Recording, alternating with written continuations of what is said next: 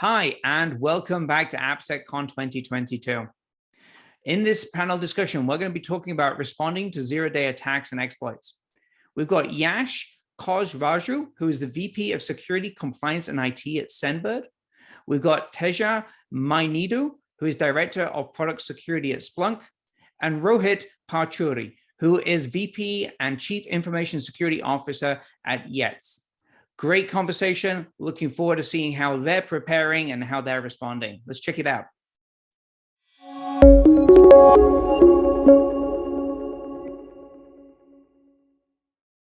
Hello, everyone.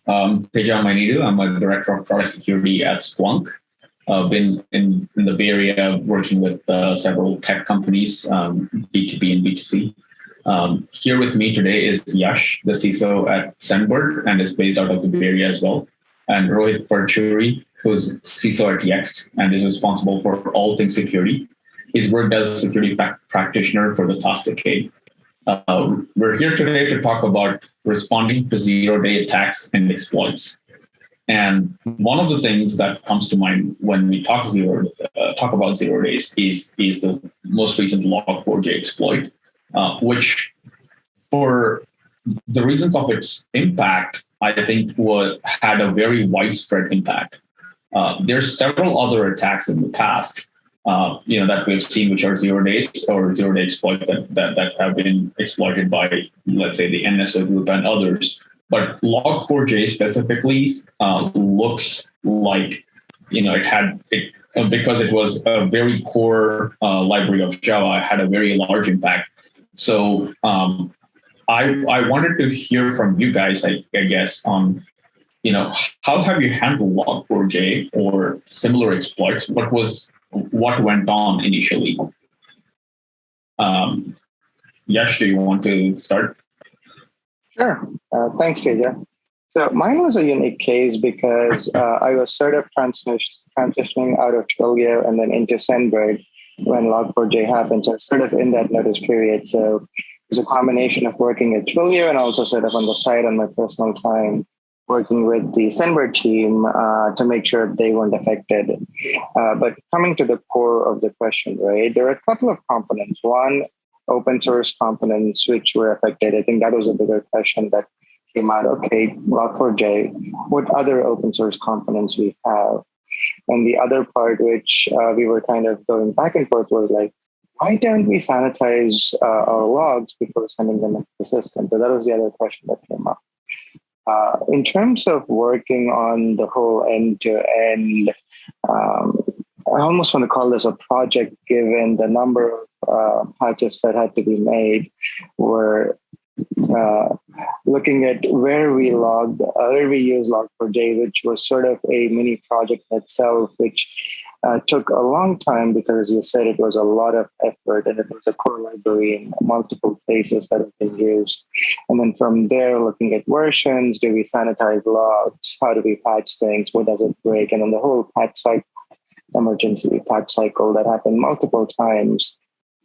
And then the second set of actions that had to happen was looking to see if that had been exploited in our systems at all, how all of that IR fun stuff. And then the last piece was looking at vendors. Okay, you've looked at your stuff internally. Now, what about your critical set of vendors? Were they impacted?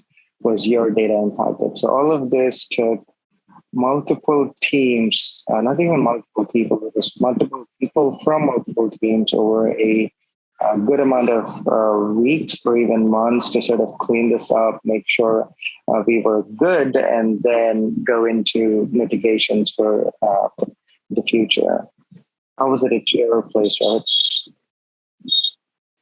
Yeah, I think everything you spoke about kind of applies to me as well, because the workflow of operations in terms of investigations and communication pieces and all that are not so different. I think one thing that kind of added on to my role as well is the fact, well, even before that, in terms of, I think we were better prepared from an asset management standpoint, given we knew, well, at least to a great extent, we knew where Log4j existed and how should we go about remediating with a new version, and also figuring out what kind of mitigating controls we need to have in place. So I think it's that was set. So which was a good thing for me because we only had enough, a limited amount of time to get through the remediation protocols, which is in line with the SLAs and SLOs we agree with our own customers. And of course, like you spoke about, the vendors is a different topic altogether, but that also kind of, compressed into the same timelines we had in mind. The second part of that equation for me, I think, incident response, like really figuring out, although we know where Log4j existed, I can't say the same about what effects it could have, what kind of escalations it could have within, if something really got exploited. So the discovery and the visibility in terms of the attack chains itself was lacking a little bit. So that's, something we had to, pull out and, figure out the best way for us to attack that. And we couldn't do everything at once, right? We only, like everybody else, we only have limited resources to, perform investigation, to go through the communications piece, and also bring in external counsel if need be. So we had to, push that out, from a timeline standpoint. Let's stop the leak to begin with by, upgrading to the latest libraries, and then we'll figure out, how should we go about eradicating the other stuff.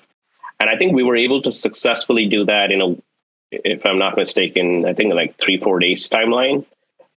Get through the remediation and also actually perform some level of investigation. So we're actually comfortable before we move on to some kind of a root cause analysis. One interesting thing that also came up for us was the cyber insurance. The reason I say that is, it's funny, I was also in some kind of a transition, from my previous company to my existing company.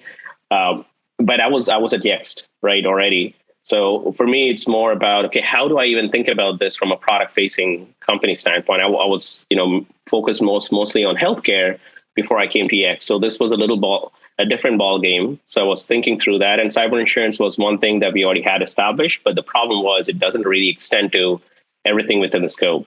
And this is something I wanted to talk about as a best practice as well, or really thinking about your cyber insurance and how far a reach and coverage does it really have. So within that topic, for us, it was, mainly figuring out, like, if we did get affected with something, does the insurance cover the cost, both in terms of, crisis management, and also if we need to bring in any forensic experts. We didn't go that far. We didn't have to. But if it were, then that would have been a problem because we didn't really know how the coverage expanded. So I'll not talk about the gory details, but insurance was something we were also looking at. But I'll stop there. I would love to know what you did, Teja, and things you had to face yourself. I'll be honest. I went on paternity leave 2 days before Log4j came. Like I did quite a bit. I tried to support my team virtually the best I can, but everything you guys said rings true, and in a sense that I think by definition 0 day is an exploit that is known, but we don't have a patch available yet, right? And it's hopefully it's hopefully not being actively exploited in the wild, but we never know. It probably is. So, like you guys said, I think all the pieces, probably starts as spinning up an incident, and it hopefully isn't a very long running incident. But I know people who've had that incident running for weeks before they could actually close it out.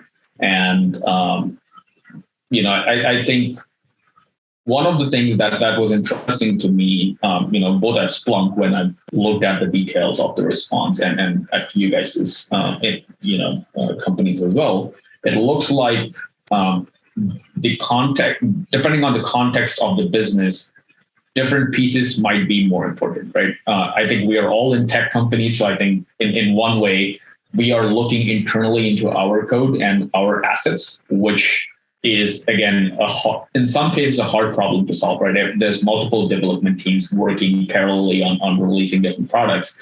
And it always feels like you don't have a handle of all the assets, at any given point in time. And you only discover some of those gaps when a 0 day comes out and you have to enumerate all of those. But on the flip side, if let's say you're not working for a product, technology product, I'm assuming most of them are looking to vendors and vendors like us who they use and to respond. And in some cases, the vendor response takes weeks or months. So, back to what you guys were saying, the asset inventory piece, I don't know if there's any lessons learned in our case, application inventory was an interesting problem that we were trying to solve. And we realized that there's even more gaps there. We need to do even better on the application inventory. Similarly on the infrastructure pieces, right? I think, multiple teams deploying containers. We assume that all of them are going through a standard process, but not all of them always are. So that's one piece. The other piece, obviously, is the actual detection and response capabilities, remediation capabilities. And then finally, the insurance piece is actually interesting to me too. But I don't know, have you actually, I guess, I'm curious if any of you have had insurance conversations where it's obvious what's covered and what's not, because it looks like even that is a bit of a quandary at this point. Oh, I did. Absolutely. After the incident, it came full circle, right? Because the problem was, we had insurance for quite a while. Like, it's not that we didn't really have insurance. It's the problem about what components and what kind of scope existed within the insurance coverage, and also which domains within security are included. Cyber insurance is a big piece, right? As you guys can imagine, we're trying to get not a single insurance provider, but we're trying to spread that across multiple providers. So we're kind of hedging our risk against that. But it's not just the providers, but also what kind of capabilities they provide, and also what the extension is. Like, some of them provide, adaptive native forensic capabilities within their provider itself, or sometimes it's within their network. So for me, it was like really understanding, like, if I really had bad stuff on my hands, like, where do I reach out and who should I reach out to? What kind of context should I provide? Because we only have limited time to work with, right? When there's a 0-day and actual attack. Well, good thing we didn't really have that. But if we did, then what kind of protocols do we need to figure out? I think this ultimately kind of, falls into the incident response and recovery protocols too, in a way that there are multiple stakeholders we need to manage, multiple stakeholders we need to work with, and external entities in most cases, depending on what kind of business you're in. For example, in healthcare, right, this is exactly what I used to do before, is that you have to report, to your local government agencies, to FBI, law enforcement. There's a laundry list of things you have to report into, and it gets pretty burdensome very fast. And which is where, for me, like, insurance provider was one thing, like, how do I tackle this? And after a discussion, I think it was much clearer that we didn't really have the coverage I expected it to. And then we had to go and, rebalance the conversations on that. But I did have that conversation stuff. One thing I'll throw on top of that is also having a retainer on a IR firm outside the company. And it's also interesting how the price of the retainer for the IR firm plays in with the cyber insurance provider you have. Sometimes they can have a hard cap and then sort of help you with that cost. So that's something I will throw in, that you should also look into having a retainer on an IR firm. Knock on wood, you never use them, but that's something you should probably have just in case something goes down the drain and you need support ASAP. Yeah, that's a very interesting point, Dish. And I think based on what you guys are saying, again, I guess it depends on the context, right? In my context, we are able to handle IR. It's a larger IR team that we have here, but I think it depends entirely on the size of the organization and the context as well. Even with having sort of the internal capability, at some point if an unfortunate event happens, I think you need to bring in outside counsel to sort of do an investigation as well.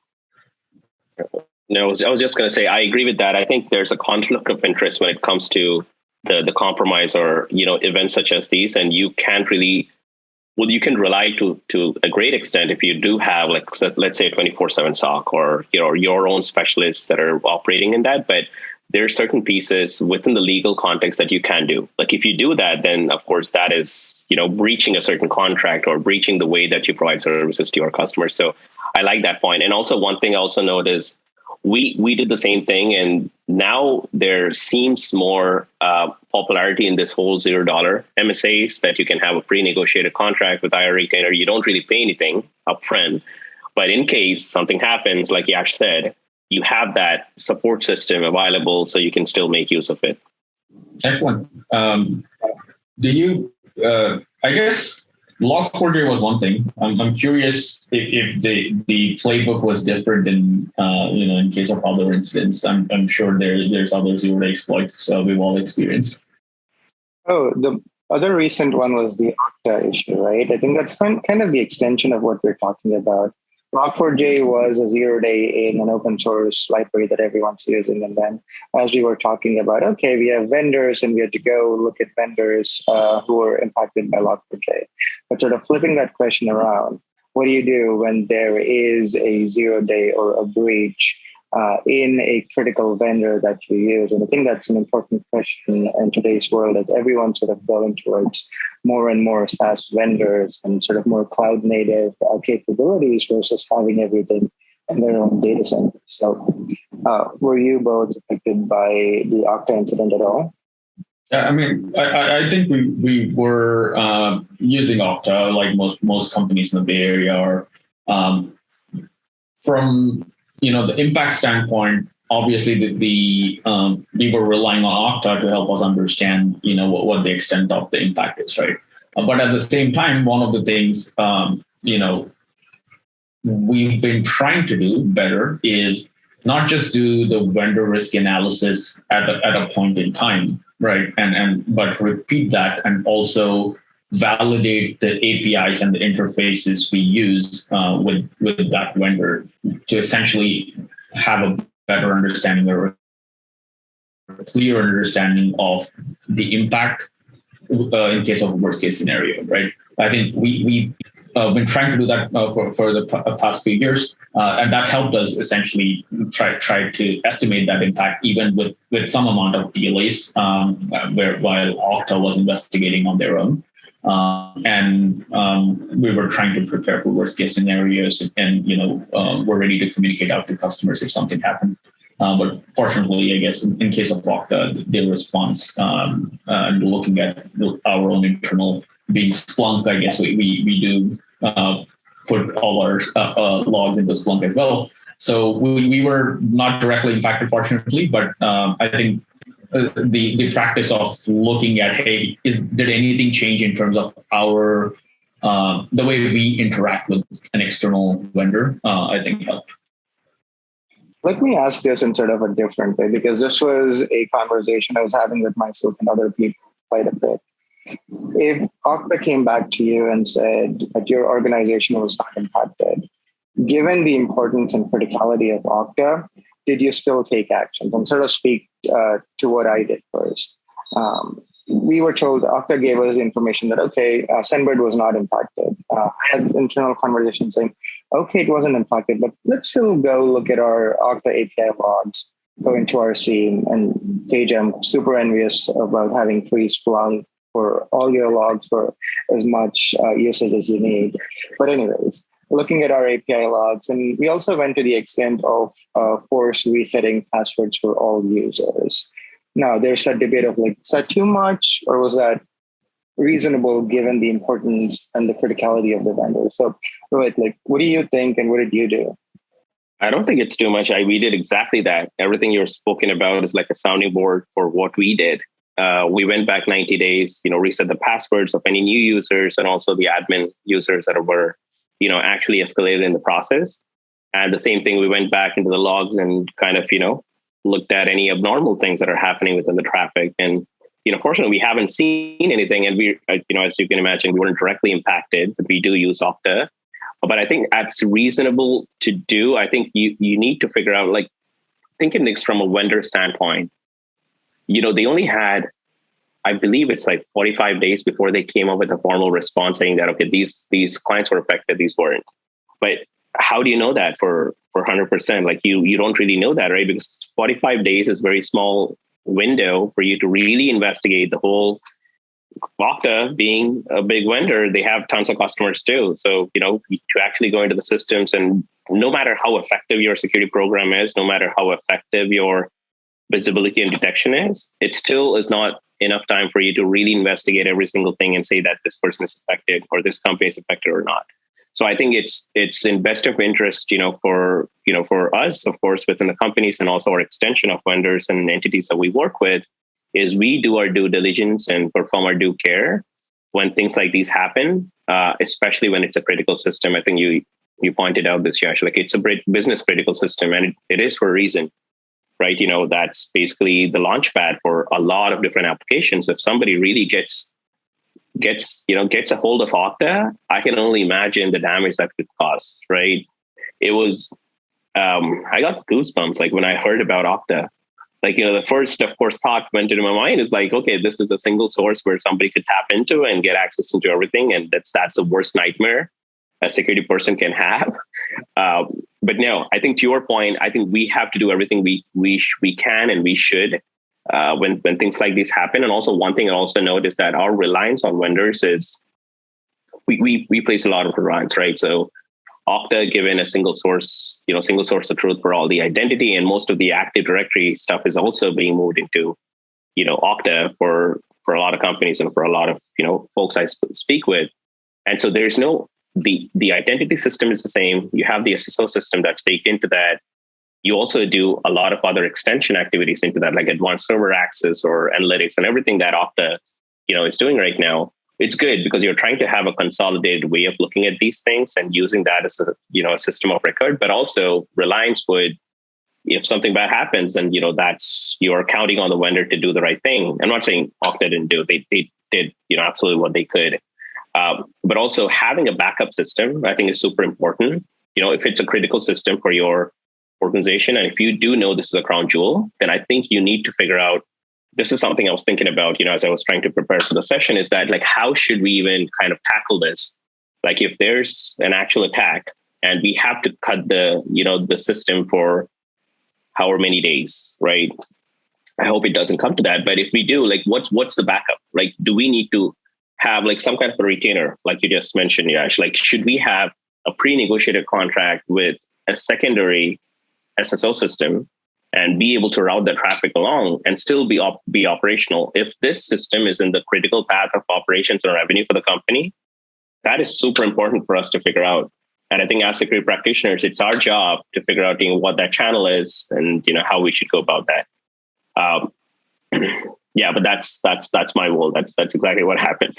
And Teja, like one thing I wanted to ask you is, I know you spoke about Splunk, and of course you're working at Splunk, and you spoke about Splunk, and Splunk is something on top of mind for pretty much every security practitioner, right? Because I've used Splunk in multiple instances. But I wonder, like, how did you actually go through the same exercise that Yash mentioned about going through the API logs and everything being pulled into Splunk? And I wonder what kind of business value that you actually got out of that, like going through that investigation piece, and how much of that was actually impactful when you did that. Yeah, I think like both of you pointed out, even with all the API logs in there, right? It is not. I think I skipped over the part where we did almost the same thing with users going back 90 days, right? And we looked at all of that data. Essentially, if you're looking at API logs, it becomes, let's say, an anomaly detection problem of like, hey, what is a real user activity versus a malicious user activity? And I don't think there's enough signal in there to say, hey, this is an exploited user account and this is what happened, right? I think that we went through this whole process. Nothing looked bad when we went through it. I think we had a level of confidence that, okay, we can correlate most of this activity to normal activity for the most part. But like you guys said, we looked at all of that. We came out of it with a certain level of confidence that, okay, everything looks good. I think we can corroborate what Okta is saying again with whatever we're looking at right now and see, okay, it is unlikely that we've been exploited or there's activity that shows otherwise. But we still ended up actually from a response standpoint, doing the same thing you guys did, because like you said, you can never be 100% sure. So how I guess, if you guys were to say a couple of things, to conclude, what were, I guess, your biggest takeaways? I'll start with mine generally, right? I think most of the time, the incidents like these or zero-day exploits always show us gaps in our entire program processes. So there's always that learning that you take back and apply. And I think more importantly, visibility for leadership into what is wrong with what we have currently, right? How can we get better? So it's an unfortunate thing that sometimes it takes an incident for some leadership to understand really what some of us may have been saying weeks and months. But I think it's also practically speaking, we're all competing against multiple priorities, and it's hard for leadership to really understand some priorities unless some of these incidents shine light against that. And then the other part you said, I think mostly around response and cyber insurance. I certainly wasn't a part of those conversations, but it's interesting to learn. How about you, Yash? I had two things there. One was basic security is hard, right? Sanitizing your logs, asset inventory. That's not rocket science, like basic security, but it's like, and again, I was included, not everybody doesn't do it right because of priorities and things like that. So that was sort of a sad reflection in a way. And the other interesting thing was, and this was something, this was a conversation I had with a previous manager of mine a long time ago, was that it would be good to have a multi-layer defense where more than one thing needs to go wrong for you to be materially impacted, and at least have that in place for your critical systems. So those two things are what I was reminded of, and that's what we're working towards. I'll make this quick. I think although however boring it is, basics are important. I think Yash just spoke about that. Basic security is something we all have to keep in mind, and there's a tendency for the market to go with the new shiny and fancy item that's up for grabs, right? But you got to figure out the simple patch management, your cyber hygiene, how you do the configurations, simple things, but they account to so much when it comes to attacks such as these, like in terms of, making sure that resistance that Yash spoke about, right? It's all about economics with the attackers, right? So if you're trying to increase your resistance to a certain level that is going to be expensive for the attackers to come at you, they'll pick something else. It's just as simple as that. I think that defense in depth, applies in so many different ways and perspectives. That is something to keep in mind for sure. Last thing I'll say, even if you don't have a 24/7 SOC, some resemblance of SOC would be helpful. Incident response and recovery is something that you'll have to rely upon when things like these happen. And it's really that backup support system that you have in place. This could be outsourced. This could be, within the company. But I think, maintaining that and also ensuring your protocols are, if you're doing tabletop exercise, make sure you revise that annually at the very least. In this day and age, how fast we're moving, the scenarios and the use cases vary. So it's, rather than, bringing about the same template or same use case every year, try changing that and, make gamify if possible. And last one is make sure you establish certain channels with your executives, more importantly. I think they just spoke about this, leadership, sometimes they're competing against different priorities and, we couldn't look at cyber, but I think educating your executives, your board, if you have the capacity to do so, that is super important. And more importantly, also empower them with the things that you have, and metrics play a great role in that. But, having those channels and making sure, these exist, I think are paramount. Cool. So on behalf of all three of us, thank you very much for spending your time listening to us. Hope you got something valuable out of this. It was really fun chatting with both of you. Thanks for your time again. Likewise. Thank you, guys.